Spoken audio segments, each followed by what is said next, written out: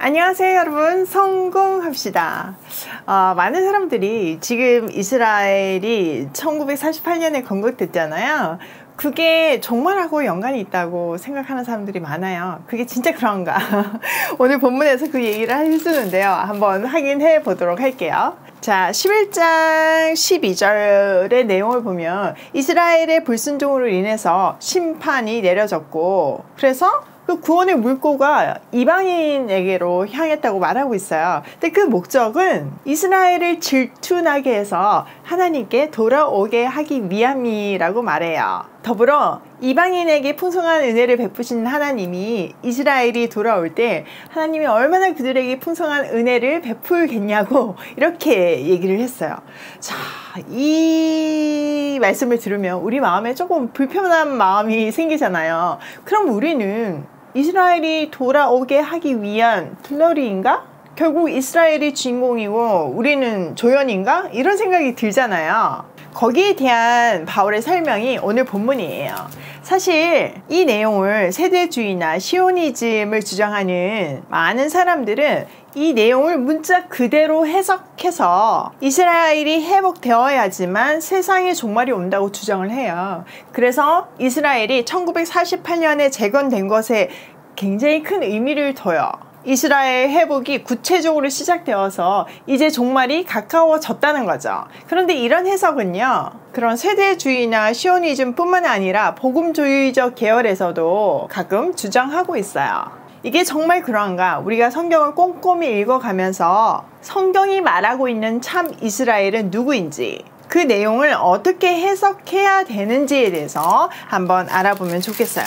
자, 11장 13절. 내가 이방인 너희에게 말하노라. 내가 이방인의 사도인 만큼 내 직분을 영광스럽게 여기노니 이는 혹 내 골육을 아무쪼록 시기하게 하여 그들 중에서 얼마를 구원하려 함이라. 여기 아주 중요한 단서가 있는데요. 유대인들의 질투심을 유발해서 전체가 아니라 그 가운데에서 몇 사람이라도 구원을 받게 하고 싶대요. 그러니까 구원이 국가 단위나 민족 단위로 이루어지는 것이 아니라는 것을 알 수 있죠. 유대인도 동일하게 마음을 돌이켜 예수가 그리스도임을 믿으면 구원을 받는다고 말하고 있어요. 15절. 그들을 버리는 것이 세상의 화목이 되거든 그 받아들이는 것이 죽은 자 가운데서 살아나는 것이 아니면 무엇이리요. 이스라엘 백성이요, 하나님께 돌아오는 것은 마치 죽었다가 살아나는 거하고 동일한 일이래요. 누가복음 돌아온 탕자 이야기에도 보면요, 아버지가 불평하는 그 형한테 이 내 동생은 죽었다가 살았으며 라고 말하고 있잖아요. 그 내용과 일맥상통해요. 바울은요, 이어서 유대인과 이방인 사이의 관계를 몇 가지 예를 들어서 설명을 해주는데요. 첫 번째는 첫 열매와 전체 덩어리, 그리고 뿌리와 가지의 관계예요. 자, 16절. 제사하는 처음 익은 곡식 가루가 거룩한즉 떡 덩어리도 그러하고 뿌리가 거룩한즉 가지도 그러하니라. 자, 이 내용은요, 레위기와 민수기에 있는데요. 수확한 곡식의 첫 열매를 거대로 하나님께 드리면 그 곡식 가루 전체가 거룩하게 된다는 의미예요. 그 첫 열매는 전체를 대표하는 그런 상징적인 역할을 하기 때문이죠. 즉, 이스라엘은 첫 열매고 이방인은 전체 덩어리를 뜻해요. 뿌리와 가지도 같은 원리인데요. 뿌리가 이스라엘이고 가지는 이방인을 뜻하는데 뿌리가 가지의 영양분을 공급해요. 즉, 가진 이방인이 뿌리인 이스라엘을 통해서 말씀과 예배를 공급받았다는 뜻이에요. 자, 이어서는 접붙임의 원리로 다시 한번 설명을 하는데요. 17절. 또한 가지 얼마가 꺾이었는데 돌 감람나무인 내가 그들 중에 접붙임이 되어 참 감람나무 뿌리에 진액을 함께 받은 자가 되었은즉. 돌 감람나무는 야생 올리브나무를 말해요. 참 올리브나무 가지 가운데서 얼마를 잘라내고 그 자리에 야생 올리브나무를 접붙였대요. 이 야생 올리브나무는 이방인을 말하는 거죠. 그래서 그들이 함께 참 올리브나무의 뿌리에서 올라오는 양분을 먹게 되었다는 거죠. 여기서 중요한 거는 함께요. 영양분이 접붙인 가지는 안 가고 이런 거 없잖아요. 그러니까 이 참 올리브 나무는 이제 뿌리의 공급을 함께 받는 한 몸이 됐다는 거죠. 18절 그 가지들을 향하여 자랑하지 말라. 자랑할지라도 내가 뿌리를 보존하는 것이 아니요 뿌리가 너를 보존하는 것이니라. 그러니까요, 이방인이 지금 유대인들이 믿지 않는다고 해서 유대인을 향해서 교만한 마음을 가지지 말아야 한대요. 왜냐면은 뿌리가 그들을 지탱하고 있으니까요. 말씀과 예배가 유대인으로부터 전해졌으니까요. 자, 19절 그러면 내 말이 가지들이 꺾인 것은 나로 접붙임을 받게 하려 함이라 하리니 옳도다. 그들은 믿지 아니함으로 꺾이고 너는 믿었으므로 섰느니라. 높은 마음을 품지 말고 도리어 두려워하라. 자, 유대인이라 할지라도 믿지 않아서 잘렸고 이방인이라 할지라도 믿어서 접붙임을 받았어요. 그러니까 우리 모두는 교만한 마음을 품을 수가 없다는 거죠. 모두 하나님을 두려워하고 경외하는 마음을 가져야 한대요. 자, 21절 하나님이 원가지들도 아끼지 아니하셨은즉 너도 아끼지 아니하시리라. 이방인들이 두려워해야 하는 이유는 본가지도 잘라내신 분이 하나님이시잖아요. 그러니까 접붙임을 받은 가지도 아끼지 않으실 것이기 때문이에요. 자, 22절 그러므로 하나님이 인자하심과 준엄하심을 보라. 넘어지는 자들에게는 준엄하심이 있으니 너희가 만일 하나님의 인자하심에 머물러 있으면 그 인자가 너희에게 있으리라. 그렇지 않으면 너희도 찍히는 바 되리라. 하나님은요, 사랑의 하나님이시지만 공의의 하나님이시잖아요. 그래서 인자하심과 준엄하심이 동시에 있어요. 우리가 만약 믿음 안에 머물러 있으면요, 인자하심 안에 머물러 있는 거고, 반대로 불신앙을 하게 되면 준엄하심 아래서 잘려나갈 거예요. 결론적으로 참 올리브 나무나 야생 올리브 나무나 이제 접붙임을 받았기 때문에 한 나무예요. 그리고 그 나무는요, 뿌리, 하나님의 은혜로부터 생명을 공급받는 존재예요. 그러니까 이 둘 사이에 더 이상 구분이 존재하지 않는다는 거죠. 우열도 존재하지 않고요. 자, 23절 그들도 믿지 아니하는데 머무르지 아니하면 접붙임을 받으리니 이는 그들을 접붙일 능력이 하나님께 있음이라. 내가 원돌 감람나무에서 찍힘을 받고 본성을 거슬러 좋은 감람나무에 접붙임을 받았으니 원가지인 이 사람들이야 얼마나 더 자기 감람나무에 접붙이심을 받으랴. 자, 불신앙으로 잘려나갔던 가지 이스라엘이 다시 믿게 되면요, 당연히 접붙일 수 있어요. 하나님이 그럴 능력이 있으시죠. 유대인들이 다시 돌아오기는요, 이방인들보다 훨씬 쉬워요. 왜냐면은요, 뭐 조건이 일단 달라요. 구약 역사가 그들의 민족 사이고 예수님도 사실 그들과 같은 동족이시잖아요. 심지어 언어도 자기들의 언어고 문화도 그들의 문화니까 말씀을 받아들이기가 얼마나 편하겠어요. 우린 지금 이방 사람들이잖아요. 한국 사람이다 보니까 이스라엘의 문화를 배워야지만 사실 이 본문이 명확하게 해석이 되잖아요. 그러니까 조건적으로 훨씬 어렵잖아요. 그러니까 유대인들은 돌아오기가 얼마나 쉽겠냐 이 얘기를 하는 거예요. 자, 25절 형제들아 너희가 스스로 지혜 있다 하면서 이 신비를 너희가 모르기를 내가 원하지 아니하노니 이 신비는 이방인의 충만한 수가 들어오기까지 이스라엘의 덜어는 우둔하게 된 것이라. 자, 여기 이 신비의 비밀은요, 미래에 대한 어떤 비밀이나 사건에 대한 어떤 비밀이 아니라 하나님의 구속 사역과 관련된 하나님의 경륜이에요. 이방인의 충만한 수가 돌아오기까지 이스라엘의 일부가 완고해져 가지고 하나님을 믿지 않고 순종하지 않음을 말해요. 여기서요, 분명히 일부라고 얘기하고 있잖아요. 이스라엘 전체가 아니에요. 그러니까 이스라엘 가운데서도 남은 자가 있음을 말하고 있어요. 더불어서 이방인도요, 충만이지 전체가 아니잖아요. 그러니까 이방인 중에서도 택한 사람들의 충만한 수를 말하고 있는 거예요. 그러니까 민족 단위의 어떤 구원이나 이런 거는 없다는 얘기죠. 자, 26절 그리하여 온 이스라엘이 구원을 받으리라. 자, 이까지 먼저 보면요, 자, 여기서 이스라엘은요, 영적인 이스라엘, 즉 하나님의 자녀들을 말해요. 다시 풀어서 얘기한다면 유대인 중에서 믿는 사람, 또 이방인 중에서 믿는 사람들을 합친 사람들이죠. 사실 이 본문 때문에 굉장히 많은 논란이 있고, 이것을 근거로 시오니즘을 주장하는 사람들은 이스라엘 그 국가의 회복이 말세하고 연관이 있다고 계속 주장을 하는 건 거잖아요.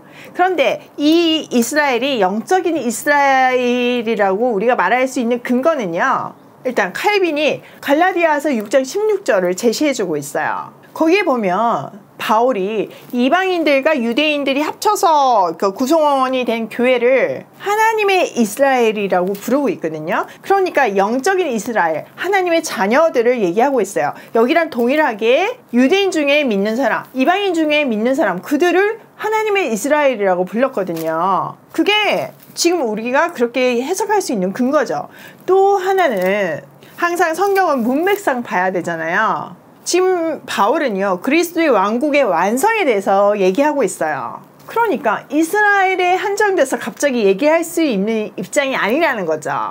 그런 이유로 현재 역사 속에 존재하는 이스라엘의 상황을 여기 대입하는 것은 말이 안 된다는 거예요. 소위 이스라엘의 회복이 세상의 끝, 종말을 의미한다, 종말이 가까웠다는 사인이다, 이거는 바른 해석이 아니라는 거죠. 클리어해지셨죠? 자, 26절 그 하반절, 구원자가 시온에서 오사 야곱에게서 경건하지 않은 것을 돌이키시겠고 내가 그들의 죄를 없이 할 때 그들에게 이루어질 내 언약이 이것이라 함과 같으니라.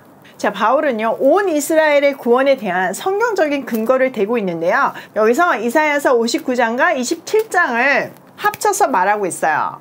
자, 구원하시는 분이 시온에서 오실 것이다 라는 거는 그리스도의 초림을 말해요. 근데 이 초림 때 오셔서 뭘 하신대요? 경건하지 못한 것을 돌이키실 거래요. 그리고 그들을 위한 내 언약은 죄를 없애는 것을 말하는데 그리스도께서 세우신 새 언약을 말하고 있어요. 자, 28절 복음으로 하면 그들이 너희로 말미암아 원수된 자요, 택하심으로 하면 조상으로 말미암아 사랑을 입은 자라. 하나님의 은사와 부르심에는 후회하심이 없느니라. 자, 여기 이스라엘은요, 바로 위에 이스라엘을 얘기하는 것이 아니라 완악해져서 돌이키지 않는, 하나님께 나오지 않는 이스라엘을 말해요.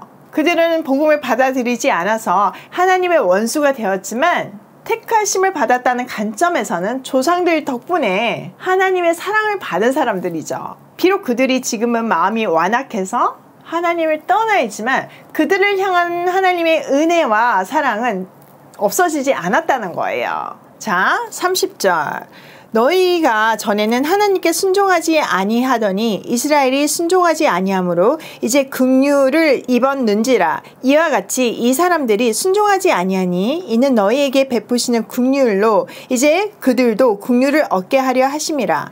하나님이 모든 사람을 순종하지 아니하는 가운데 가두두심은 모든 사람에게 긍휼을 베풀려 하심이로다. 자, 하나님의 긍휼에 대해서 말하고 있어요. 11장 전체에서 보면 이스라엘의 구원에 대해서 얘기하고 있지만 사실 그들을 지금 하나님께 돌아오지 않는 그들에 대한 설명을 통해서 강조하고 있는 것은 하나님의 사랑이에요. 전에는 하나님께 불순종하던 이방인들이 지금 긍휼을 입은 것처럼 지금 불순종하고 있는 이스라엘도 결국은 긍휼을 얻기 위함이라는 거죠. 하나님은 주권으로 모든 사람을 불순종에 가두셨지만 그것은 그들에게 자비를 베푸시기 위함이에요. 자, 여기에 불순종에 가두었다는 말은요, 율법 아래에 갇혀 있던 시절을 얘기해요. 자, 인류의 대표로서 이스라엘이 택함을 받았잖아요. 그리고 그들이 율법대로 살려고 노력했지만 모든 인간이 율법을 지킬 수 없다는 것을 증명했을 뿐이에요. 그런 인류에게 약속대로 메시아가 오셔서 죄에서 해방시켜주고 긍휼을 얻게 해주셨어요. 모든 인류를 향한 하나님의 사랑과 긍휼을 말하고 있는 거죠. 이스라엘은 단지 그 원리를 설명해주는 샘플링에 불과하다는 거예요. 음식으로 표현하자면 우리가 뭐 마트 같은 데 가면 이렇게 맛보기가 있잖아요. 그런 거하고 같은 역할이라는 거죠. 이스라엘이요. 바울은요, 지금까지 그 모든 논의를 하나님께 대한 찬송과 영광을 돌림으로 마무리하고 있어요. 자, 33절 깊도다 하나님의 지혜와 지식의 풍성함이요 그의 판단은 헤아리지 못할 것이며 그의 길은 찾지 못할 것이로다. 누가 주의 마음을 알았느냐? 누가 그의 모사가 되었느냐? 누가 주께 먼저 드려서 갚으심을 받겠느냐? 하나님의 부유하심과 지혜와 지식은요 우리가 도무지 헤아릴 수가 없어요. 그 어느 누구도 하나님이 하신 일을 알 수 없어요. 우리는요 갚을 수 없는 하나님의 은혜에 빚진 자일 뿐이에요.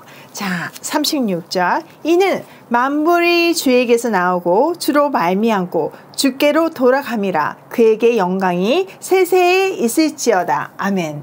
하나님은 만물의 근원이시고 만물은 주로 말미암아 존재하고 또 만물은 그를 위해 있어요. 만물이 존재하는 이유가 주를 위해서라는 거죠. 그리고 성령으로 마무리하고 있어요. 자, 바울은요 지금 우리가 존재하는 이유는 주를 위해서라고 얘기하고 있어요. 그리고 11장의 주제가 하나님은 사랑이시다 이렇게 결론을 맺었잖아요. 그러면 우리의 삶은 어떠해야 할까요? 사랑이신 하나님처럼 우리의 삶도 사랑이어야 한다는 거죠. 우리의 삶에서 사랑이 보여져야 한다는 거예요. 그게 주를 위한 삶이라는 거죠. 저는 요즘 더가족 프로그램을 통해서 이내라는 가명이지만 이내를 만나면서 하나님의 사랑을 정말 많이 느끼고 있어요. 지금 계속 양자됨과 우리를 자녀 삼아주심에 대해서 얘기하고 있잖아요.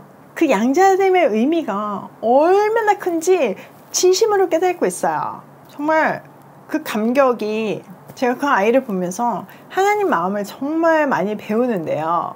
그 느껴지는 절절한 사랑의 마음만큼 그 아버지의 사랑을 반사해내는 삶을 살고 싶어요. 여러분 우리는요 정말 어떻게 말로 표현할 수 없는 형용할 수 없는 사랑을 받고 있어요. 그 사랑이 고인물이 되지 않게 해야 돼요. 사랑은 당연히 흘러가야 되고요. 우리는 하나님의 모양과 형상대로 지어졌기 때문에 사랑이신 하나님을 반사해낼 수밖에 없어요. 하나님 닮았으니까요. 자, 오늘 내용을 한번 정리해보면요. 민족이나 국가나 그 어떤 것도 아닌 믿음으로 말미암아 구원을 받는다는 사실을 명확하게 깨달았으면 좋겠어요. 두 번째, 하나님은요 우리에게요 모든 것을 다 주셨어요. 생명과 우리 존재까지도요. 그래서 우리는 하나님께 빚진 자고 그 사랑의 빚을 갚는 인생을 살아야 하는 거예요. 세 번째, 우리 삶의 목적은요 하나님의 영광을 위해서예요. 그게 우리의 존재 이유예요. 영광이라는 거는 뭐 어려운 단어가 아니고요 하나님을 그대로 거울처럼 반사해내는 거예요. 그게 영광해내는 거거든요. 하나님의 한마디로 정의하면 사랑이잖아요. 그러니까 우리 삶도 한마디로 사랑을 보여내는 삶을 살아야 한다는 거죠. 내 인생이 사랑으로 정의되기를 소원해요. 오늘도 내 존재가 사랑하기 위함이고 사랑받기 위함임을 깨닫고 그 사랑을 반사하며 고고싱해요.